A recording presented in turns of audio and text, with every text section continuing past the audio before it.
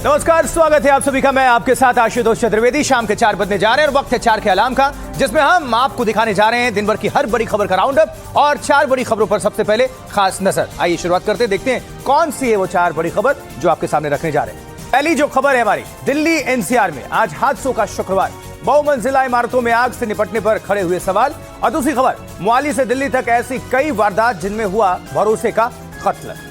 तीसरी खबर, पटना में चल रही कोचिंग वॉर में आखिर खान सर पर भी हुई एफआईआर।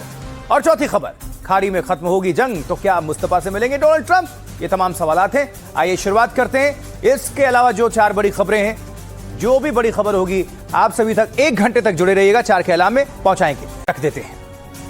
और यह खबर दिल्ली से, क्योंकि दिल्ली के मालवीय नगर में होटल में आग के बाद से प्रशासन एक्शन में है। इस घने बसे इलाके में अवैध निर्माणों पर कार्रवाई शुरू हो चुकी है। मालवीय नगर में अवैध दुकानों पर होटल पर एक्शन हुआ है। बुलडोजर से अवैध निर्माणों को गिराने का काम शुरू हो चुका है, जिसकी तस्वीरें आपको दिखा रहे हैं। देखिए बुलडोजर पहुंचा हुआ है और किस तरह से कार्रवाई हो रही है। ये जो इलीगल कंस्ट्रक्शन है, अवैध निर्माण है, उस पर ये चलाया जा रहा है। जो भी कब्जा किया हुआ है वो हिस्सा तोड़ा जा रहा है। पीला पंजा बुलडोजर चल रहा है।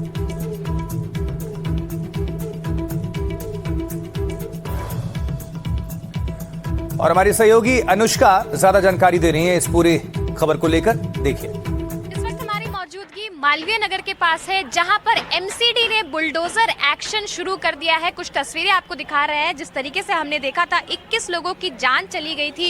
यही के एक एयर जो बीएनबी है, यहां पर किस तरीके से यहां पर आग लगी थी, 21 लोगों की जानें गई थी। उसके बाद से हम देख रहे हैं किस तरीके से लगातार प्रशासन जो है वो यहां पर बुलडोजर एक्शन करता हुआ नजर आ रहा है। जितनी भी दुकानें हैं, जितने भी शॉप्स है जहां पर थोड़ा भी अतिक्रमण किया गया था, उन सभी जगहों पर आप देख सकते हैं किसी तरीके से यहाँ पर जो बुलडोजर है वो चलाया जा रहा है। सिर्फ इतना ही नहीं, जॉइंट कमेटी की तरफ से दिल्ली के अलग अलग हिस्सों में सीलिंग और डिमोलिशन का जो काम है वो भी देखने को मिल रहा है। दिल्ली के अलग अलग जगहों पर आप देख सकते हैं किस तरीके से जो प्रशासन है उसकी तरफ से एक्शन जो है वो कहीं ना कहीं देखने को मिल रहा है। चारों तरफ जो जहां भी अतिक्रमण बना है, जहां भी किसी भी शॉप ने अपने शॉप के बाहर किसी भी तरीके का अतिक्रमण करके रखा है, उन सभी जगहों पर एमसीडी की तरफ से आप देख सकते हैं किस तरीके से एक्शन जो है वो लिया जा रहा है। सभी इलीगल कंस्ट्रक्शंस पर, इलीगल इंक्रोचमेंट्स पर किसी तरीके से जो बीएनबी का जो नॉर्म्स है उसको उल्लंघन करते हुए अगर कोई पाए जा रहे हैं तो उन सभी के ऊपर किस तरीके से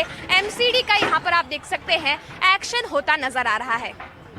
दिल्ली से अपने कैमरा सहयोगी राजवीर के साथ मैं अनुष्का गर्ग, एनडीटीवी।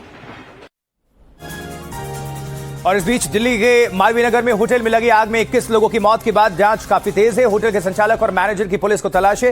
होटल के मालिक को लेकर भी पता चला है कि वो पहले भी एक मामले में गिरफ्तार हो चुका है। मालवीय नगर में 21 लोगों की मौत की वजह बने इस होटल का संचालक और मैनेजर फरार है। जय मिश्रा नाम का शख्स होटल का संचालक था और मैनेजर था राकेश। दोनों की तलाश में पुलिस ने दिल्ली और आसपास के राज्यों में कई टीमें भेजी हैं। पुलिस हादसे के वक्त मौजूद होटल कर्मचारियों को भी ढूंढ रही है। होटल से जुड़े तमाम दस्तावेजों की जांच में कई अनियमितताएं सामने आई हैं। चश्मदीदों और हादसे में बचे लोगों के बयान भी रिकॉर्ड किए जा रहे हैं। इस बीच होटल के मालिक लवकेश बजाज के बारे में पुलिस को खास जानकारी मिली है। लवकेश बजाज को इससे पहले अवैध बांग्लादेशियों से जुड़े फर्जी पासपोर्ट केस में भी गिरफ्तार किया जा चुका है। तब उसने बांग्लादेशी नागरिकों की पहचान से जुड़े दस्तावेजों के लिए जानबूझकर अपने घर के पते का इस्तेमाल करने दिया। पहाड़गंज थाने में दर्ज एक एफआईआर पर जांच के सिलसिले में उसका नाम सामने आया। पूछताछ में बजाज ने माना कि उसने पैसों के बदले बांग्लादेशियों को अपने घर के पते का इस्तेमाल करने दिया। बजाज को तब गिरफ्तार कर जेल भेजा गया और बाद में वो जमानत पर बाहर आ गया। फिलहाल होटल आग हादसे में वो 4 दिन की पुलिस हिरासत में है। और देखिए, दिल्ली एनसीआर में आज आग हादसों का शुक्रवार रहा। नोएडा के सेक्टर 75 की एवे काउंटी सोसाइटी में सुबह 7 बजे आग लग गई, जिसमें 2 फ्लैट पूरी तरह से जल गए। उधर नोएडा के सेक्टर 52 में एक पीजी में आग लग गई। दिल्ली के ग्रेटर कैलाश पार्ट 1 में एक 5 मंजिला इमारत में आग लग गई। इन सभी मामलों में गनीमत रही कि किसी की जान नहीं गई, लेकिन काफी नुकसान की खबर है। ये 4 तस्वीर आपके सामने। नोएडा में जो भीषण आग लगी, एक तरफ सेक्टर 52 है और सोसाइटी में जो आग लगी, फायर ब्रिगेड वहां पर पहुंची, लेकिन लोगों की शिकायत भी रहती है कि फायर ब्रिगेड को जब सूचना दी जाती है काफी देर से वो पहुंचते हैं।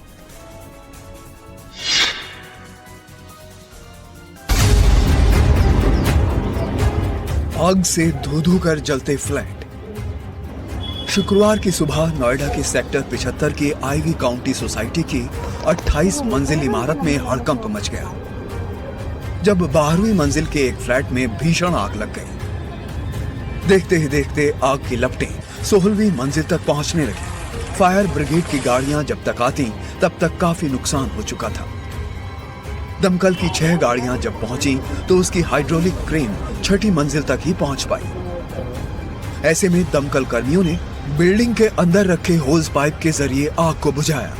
दमकल विभाग की टीम जब मौके पर पहुंची तो जो आग बुझाने के लिए उनके पास पर्याप्त मशीन नहीं थी, क्योंकि जो स्थानीय लोग हैं उनका कहना यह है कि सिर्फ 6th फ्लोर तक जो दमकल विभाग के फायर वाटर कैनन थे वो सिर्फ वहीं तक पहुंच पा रहे थे, उसके ऊपर तक नहीं जा पा रहे थे। लेकिन जो सोसाइटी में तमाम जो फायर सेफ्टी इक्विपमेंट्स हैं, हर फ्लोर पर होस पाइप्स है, उस होस पाइप्स के जरिए फायर दमकल विभाग ने इस आग पर काबू पाया है। आग हादसे का शिकार हुए फ्लैट का सारा सामान जलकर राख हो गया, लेकिन दमकल कर्मियों ने समय रहते फ्लैट से 3 लोगों को सुरक्षित निकाल लिया और आसपास के फ्लैट भी खाली करा लिए।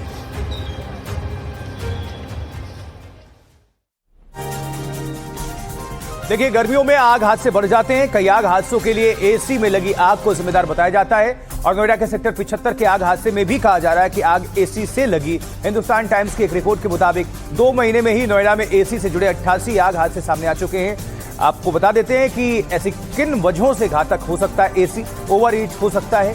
देखिए, एसी में फिल्टर गंदे हों तो वो हवा के फ्लो को रोकते हैं, जिससे एसी ओवरहीट होता है। वायरिंग में गड़बड़ी से चिंगारी निकल सकती है जो आग की वजह बन सकती है। रेफ्रिजरेंट के लीक होने से प्रेशर बढ़ता है जिससे आग लग सकती है। पुराना और खराब कंप्रेसर ओवरहीट की वजह बनता है। लंबे समय तक एसी चलाने से उसके कंपोनेंट गर्म हो जाते हैं। एसी यूनिट अक्सर बालकनी या यूटिलिटी शाफ्ट में होते हैं, उनमें लगी आग तुरंत दूसरे फ्लैट तक भी पहुंच सकते हैं। इसलिए कहते हैं कि हमेशा समय समय पर टाइम से सर्विस जरूर करा लिया करें आप। अब आज ही नोएडा के सेक्टर 52 के शताब्दी विहार में एक पीजी में भी आग लग गई और दमकल की टीमों ने समय रहते 15 लोगों को सुरक्षित निकाल लिया, लेकिन आग से अंदर काफी नुकसान की खबर। और इस बीच देखिए, पटना कोचिंग सेंटर विवाद में फैजल खान उर्फ खान सर पर एफआईआर दर्ज हो चुकी है। कोचिंग के बाहर फायरिंग के बाद एफआईआर दर्ज हुई है और पुलिस की जांच में फैजल खान का नाम आया है, यानी खान सर जिसे हम कहते हैं। पुलिस पूछताछ में खान सर के बॉडीगार्ड का यह खुलासा हुआ है कि खान सर के ही कहने पर फायरिंग की गई है। खान सर का पूरा नाम फैजल खान है। तो ये बड़ी जानकारी और खुलासा हुआ और अब मुश्किलों में शिक्षक खान सर यानी फैजल खान।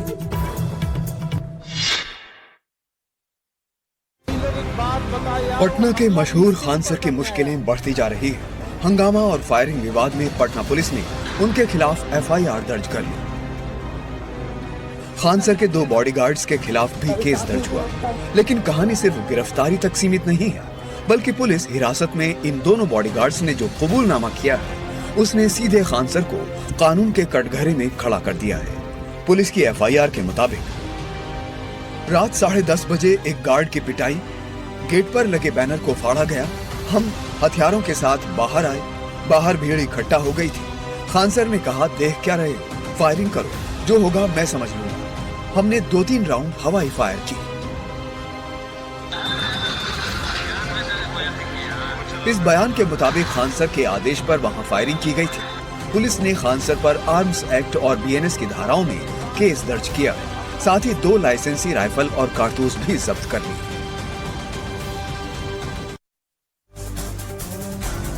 और इससे पहले अपने कोचिंग सेंटर में पूरे विवाद को लेकर फैजल खान उर्फ खान सर ने एक और बयान दिया। हैरान करने वाली बात यह है कि जिस दावे से खान सर पहले पलट गए थे, अब घूमकर फिर उसी दावे पर वो आ गए।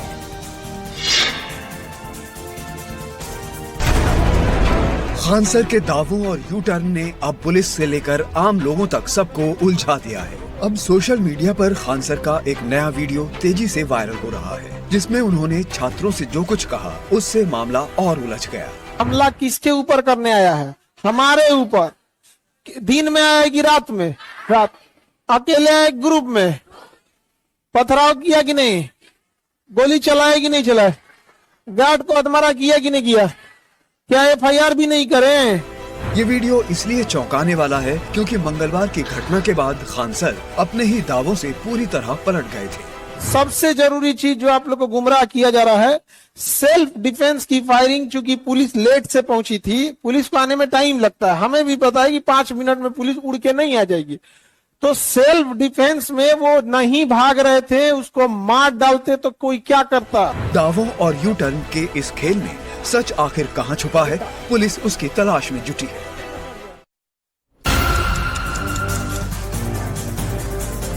ब्रेक के बाद एक बार फिर से बढ़ते हैं आगे। आप देख रहे हैं 4 का अलार्म, एनडीटीवी इंडिया पर मैं आपके साथ आशुतोष चतुर्वेदी। खबर बंगाल से। देखिए, बंगाल विधानसभा चुनाव के बाद तृणमूल कांग्रेस में आई बड़ी टूट को रोकने के लिए पूर्व मुख्यमंत्री ममता बनर्जी सक्रिय हो चुकी हैं। ममता ने इस समय कालीघाट स्थित अपने आवास पर विधायकों की बैठक बुलाई है। पार्टी में 58 विधायकों की बगावत के बाद सबकी नजरें इस बैठक पर टिकी हैं कि कितने विधायक वहां पहुंचते हैं। सूत्रों के मुताबिक ममता ने कई बागी विधायकों को खुद फोन करके फिर से पार्टी के साथ कहा है कि वो आ जाए। हम आपको लिए चलेंगे पश्चिम बंगाल इस घटना पर और जानकारी लेने के लिए। इस खबर पर मंडल हमारे सहयोगी जुड़ चुके हैं। ऋतिक, इस वक्त क्या इंफॉर्मेशन, क्या जानकारी है आपके पास इस पूरे मामले को लेकर? जी, 4 बजे ममता बनर्जी के कालीघाट स्थित घर पर एक बैठक बुलाई गई है। बैठक का कारण ये है तो जिस तरीके से 58 जो विधायक, जो बागी विधायक है, कल से ये चर्चा चल रहा है, उनमें से कई सारे विधायक खुलकर आकर पत्रकारों के सामने साझा किया है कि ऋतुव्रत बंदोपाध्याय की अगुवाई में जिस तृणमूल कांग्रेस का, असली तृणमूल कांग्रेस का दावा किया जा रहा है और जिसमें ममता बनर्जी को मुख्य सलाहकार के रूप में वो जा रहे हैं, उस बारे में जानकारी उनकी नहीं थी। शोभन चट्टोपाध्याय से हमारा बात हुआ तो उन्होंने एनडीटीवी को बताया कि जितने भी इन 58 जो विधायक है, उनमें से 30 विधायक हो सकता है फिर से वापस रुख कर रहे हैं ममता बनर्जी के तरफ। और उसी बीच जो चर्चाएं चल रही है कि संसद के अंदर भी तृणमूल का हाल बेहाल होते नजर आ रहे हैं। कई सारे करीब 20 से ज्यादा सांसद जो है वो भी अब बागी बन चुके हैं, ऐसे खबरें हैं। तो आज जो है एक अहम बैठक एक बार फिर से बुलाई गई है। बहरहाल मैं आपको बता दूं, रोजाना शाम के वक्त ममता बनर्जी के घर पर ये खबर आ रहा है कि इस्तीफा देने के बाद फिरहाद हाकिम, कोलकाता के मेयर, वो भी ममता बनर्जी के घर पहुंच रहे। तो देखने वाली बात होती है कि कौन कौन जो है इसमें शरीक होता है, कितने सांसद रहेंगे। कुणाल घोष, मदन मित्र जैसे विधायक वो उसमें रहेंगे, इसके अलावा कौन उसमें शामिल होते हैं, वो देखने वाली बात होती है। ऋतिक, नजर बनाकर रखिएगा, दोबारा आपका रुख करेंगे जैसे ही कुछ और जानकारी मिलती है। आपका बहरहाल बहुत बहुत शुक्रिया इस खबर पर दर्शकों को अपडेट करने के लिए। आगे बढ़ते हैं, एक और महत्वपूर्ण खबर। वित्त वर्ष 2025-26 जीडीपी ग्रोथ 7.7% रही है। चौथी तिमाही में जीडीपी ग्रोथ दर 7.8% रही है। सरकार ने जीडीपी के आंकड़े जारी किए हैं और सरकारी डेटा देखिए, जीडीपी ग्रोथ छू रही है आसमान, ये कहना है सरकारी डेटा के मुताबिक।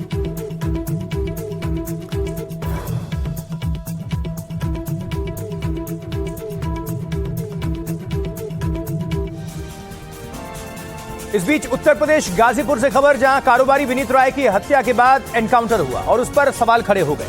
आरोपी कमलेश बिंद उर्फ कमलेश चौधरी के एनकाउंटर पर सियासत शुरू हो गई है। समाजवादी पार्टी ने एनकाउंटर पर सवाल खड़े किए हैं। उधर कमलेश बिंद के अंतिम संस्कार के दौरान ग्रामीणों का हंगामा भी हुआ। पुलिस टीम पर ईंट पत्थर से हमला किया गया।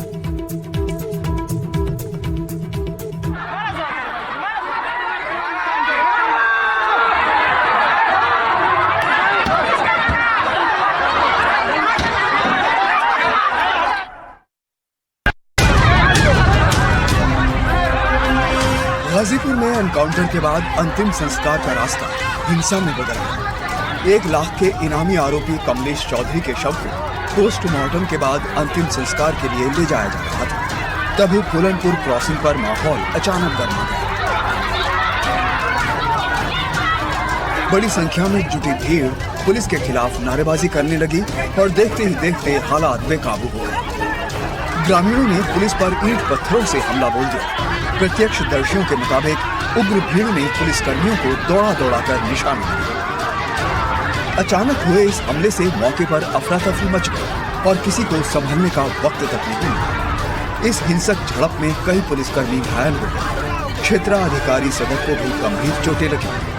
हालात इतने बिगड़ गए कि पुलिसकर्मियों को आत्मरक्षा में पीछे हटना पड़ा। बवाल के बाद इलाके में भारी पुलिस फोर्स और पीएससी तैनात कर दी गई। स्थिति फिलहाल नियंत्रण में बताई जा रही है। पुलिस अब सीसीटीवी और वीडियो फुटेज के जरिए उपद्रवियों की पहचान में जुटी है और जल्द कार्रवाई की तैयारी है। चलिए जरा जान लेते हैं कि ये पूरा मामला क्या था, क्या थी ये घटना। देखिए 29 मई को गाजीपुर में होटल कारोबारी की हत्या होती है, जिसमें कमलेश बिंद, शंकर पांडे, जगदीश सिंह यादव और आलोक दुबे आरोपी थे। पुलिस ने कमलेश बिंद को एनकाउंटर में ढेर कर दिया। पुलिस के मुताबिक कमलेश बिंद पर हत्या, अपहरण समेत 7 मामले दर्ज थे। ये पूरा मामला। अब गाजीपुर में होटल कारोबारी विनीत राय हत्याकांड में आरोपी कमलेश चौधरी के एनकाउंटर पर सियासत शुरू है। विपक्ष का आरोप है कि यूपी सरकार पीडीए के खिलाफ।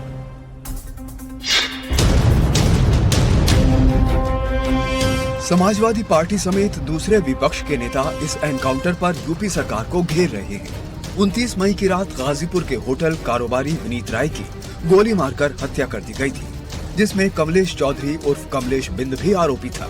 साथ ही कटारा गैंग के सरगना शंकर पांडे, जगदीश सिंह यादव और आलोक दुबे का नाम भी सामने आया था। लेकिन विपक्ष कमलेश बिंद के एनकाउंटर पर सवाल खड़े कर रहा है। सरकार पीडीए विरोधी है और पीडीए को लोग मार रहे हैं और लोकतंत्र में ये व्यवस्था नहीं, ये अधिनायकवादी व्यवस्था, तानाशाही व्यवस्था। दरअसल कमलेश बिंद की कुछ दिन पहले ही शादी हुई थी और परिजनों का आरोप है कि पुलिस ने उसे पकड़कर जंगल में ले जाकर गोली मारी थी।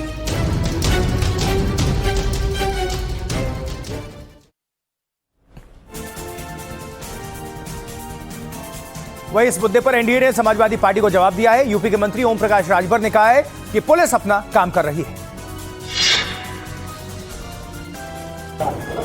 अभी गाजियाबाद में सूर्या चौहान के सवाल पे ये नहीं बोल रहे हैं क्योंकि इनका वोटर वहाँ इन्वॉल्व है। तो जहाँ इनका वोटर इन्वॉल्व है, जहाँ इनके लोग इन्वॉल्व हैं, वहाँ नहीं बोल रहे हैं। पुलिस जो काम कर रही है, अगर अपराधी है तो अपराधी अगर कानून अपने हाथ में ले रहा है तो सरकार कानून का सहारा लेकर के उनको भी कानून सिखा रही, कानून क्या होता है।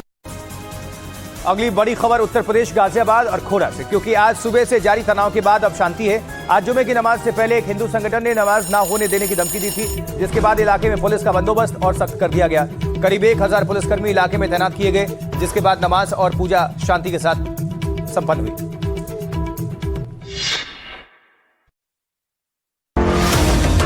गाजियाबाद के खोड़ा में शुक्रवार को पुलिस बल मुस्तैद रहा। जुम्मे की नमाज के मद्देनजर सुरक्षा में कोई कोताही नहीं बरती गई। सभी धार्मिक स्थानों और संवेदनशील इलाकों की सुरक्षा में पुलिस के करीब 1000 जवान तैनात रहे। सूर्या चौहान हत्याकांड और उसके आरोपी असद की मुठभेड़ के बाद से खोड़ा में तनाव है। इस बीच आज जुम्मे की नमाज के मौके पर एक हिंदू संगठन के ऐलान से तनाव बढ़ गया। हिंदू रक्षा दल नाम के संगठन ने सोशल मीडिया पर ऐलान किया कि वो जुम्मे की नमाज नहीं होने देगा और उसके कार्यकर्ता हनुमान चालीसा का पाठ करेंगे। दोनों समुदायों के बीच किसी तरह का तनाव न हो, इसके लिए पुलिस ने दोनों ही पक्षों से पहले ही बात कर ली। संवेदनशील इलाकों में पुलिस ने फ्लैग मार्च किया। यहाँ पर्याप्त सुरक्षा बल तैनात है। किसी भी व्यक्ति को कानून व्यवस्था भंग करने का अधिकार नहीं है। जो भी व्यक्ति इस तरह का करेगा उसके खिलाफ कठोर कार्रवाई की जाएगी। सभी पक्षों से हम लोगों की बातचीत हो चुकी है, सभी पक्ष सहमत हैं। बहरहाल पूजा और जुम्मे की नमाज दोनों शांति के साथ पूरी हो गई। इस बीच खोड़ा में अवैध अतिक्रमण पर कभी भी बुलडोजर कार्रवाई हो सकती है। 3 अवैध मदरसों की पहचान कर उन्हें नोटिस दिया गया है। उधर गाजियाबाद के डासना में 2 दिन पहले प्रशासन ने अवैध मदरसों पर बुलडोजर चलाकर उन्हें जमींदोज कर दिया था। देखिए खोड़ा में आज जुमे की नमाज अच्छे से हो, इसके लिए खुद हिंदू संगठनों के लोग सड़क पर थे। उन्होंने कहा कि उन्हें सिर्फ सूर्या हत्याकांड में न्याय चाहिए था, वो जुमे की नमाज के खिलाफ नहीं। हम किसी का विरोध नहीं कर रहे हैं। हम लोग सिर्फ एक ही चीज डिमांड मांगे हैं कि जिसने मर्डर किया था सूर्या का, उसको मौत मिलनी चाहिए, ठीक है। और उसका इनकाउंटर हो गया और जिनको था उनको सजा भी मिल गई। और हमें किसी से वो नहीं है कि हम युद्ध कर रहे हैं। नमाज पत्ती उनकी पूजा पत्ती है तो वो अपनी पढ़ेंगे, उन्हें कौन क्यों रोकेगा कोई व्यक्ति। हमारे क्षेत्र के लोग हैं, हमारे मोहल्ले के लोग हैं। जो अपराधी ने जो कृत्य किया उस कृत्य की सजा उसको मिली है। उससे ज्यादा और क्या चाहिए सब लोगों को। शांति व्यवस्था, सभी लोग मतलब अपना सबका अपना मिलना जुलना, कोई ऐसी दिक्कत ध्यान नहीं है। सबने अच्छे से नमाज पढ़ी है, शांति व्यवस्था बहुत सही तरीके से पूरी हुई है। आज जुम्मे का दिन था उनकी पूजा पद्धति होती है, उसमें कोई अवरोध ना उत्पन्न हो, इस कारण हम सभी लोग रोड पर। उधर जुमे की नमाज के बाद हमारे सहयोगी शुभांग ने नमाजियों से बातचीत की। नमाज शांति के साथ पूरी हुई। पुलिस प्रशासन की व्यवस्था से सभी लोगों ने खुशी भी जताई। सूर्या हत्याकांड की ओर इशारा करते हुए लोगों ने कहा कि एक शख्स के कारण सबका नाम खराब नहीं होना चाहिए। बढ़िया, बहुत बढ़िया, बहुत अच्छी सुरक्षा। पुलिस प्रशासन कभी नहीं चाहती कोई दंगे परेशानी। पुलिस प्रशासन तो ये चाहती है कि दोनों पक्ष शांति से रहे, कोई दिक्कत ना हो।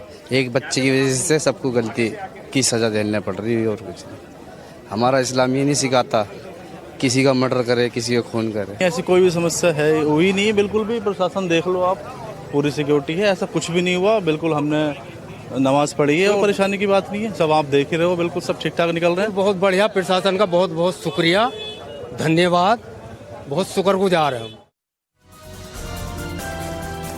देखिए, अगली खबर यह है कि सीबीएसई की 12वीं बोर्ड परीक्षा में ऑन स्क्रीन मार्किंग और टेंडर की प्रक्रिया पर शिक्षा मंत्रालय ने सफाई दी है।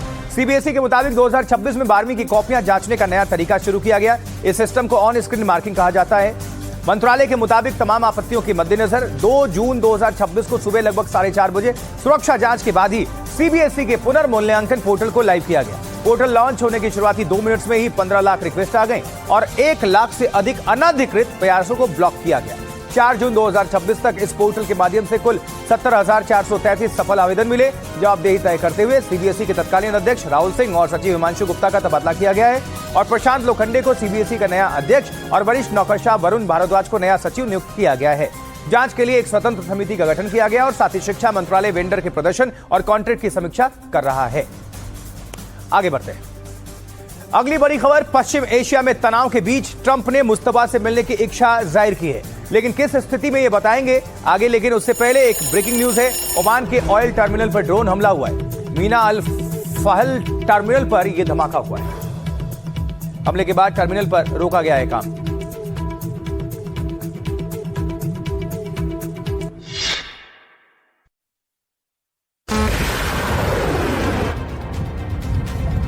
ओमान में बड़ा धमाका।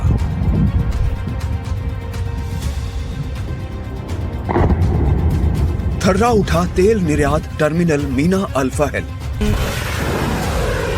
इस बेहद अहम ऑयल टर्मिनल के उस हिस्से में धमाका हुआ जहां बड़े बड़े तेल टैंकरों में क्रूड ऑयल लोड किया जाता है। रॉयटर्स के मुताबिक ये ड्रोन हमला था और किसी ने भी अभी तक जिम्मेदारी नहीं ली है। ओमान के अधिकारियों ने भी अभी तक किसी पर सीधा आरोप नहीं लगाया है, लेकिन इस घटना के तुरंत बाद वहां तेल की लोडिंग रोक दी गई। मीना अल फहल स्ट्रेट ऑफ हॉर्मुज के ठीक बाहर स्थित है। ये पूरा इलाका वैसे भी लंबे समय से तनाव के केंद्र में रहा है। एक्सपर्ट्स चेतावनी दे रहे हैं कि अगर ओमान से होने वाले तेल निर्यात में जरा भी रुकावट आई तो वैश्विक बाजारों में कच्चे तेल की कीमतें आसमान छू सकती हैं। देखिए, पश्चिमी एशिया में तनाव बरकरार है और इसी बीच डोनाल्ड ट्रंप ने ईरान को लेकर एक ऐसा बयान दे दिया है जो उनकी पुरानी नीति से बिल्कुल अलग नजर आ रहा है।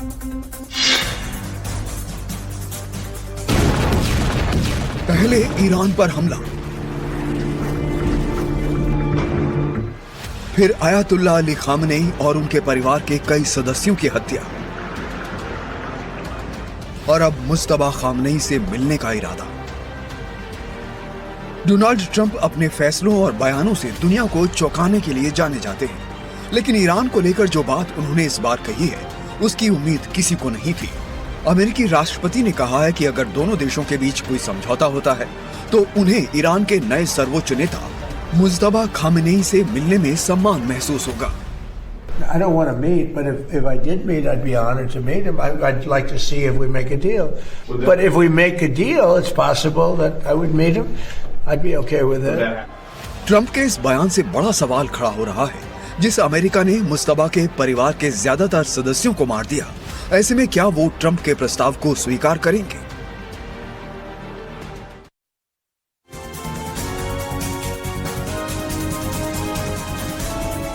ईरान के समर्थित यूरेनियम को लेकर अमेरिकी राष्ट्रपति डोनाल्ड ट्रंप का नया बयान सामने आया। उन्होंने कहा कि ईरान से समर्थित यूरेनियम लेने के लिए समझौते की जरूरत नहीं है। हम यूरेनियम अभी भी हासिल कर सकते हैं, चाहकर भी वो हमें नहीं रोक पाएंगे, लेकिन ऐसा करने की कोई वजह नहीं। समर्थित यूरेनियम पूरी तरह दफन हो चुका है, ये डोनाल्ड ट्रंप का कहना है।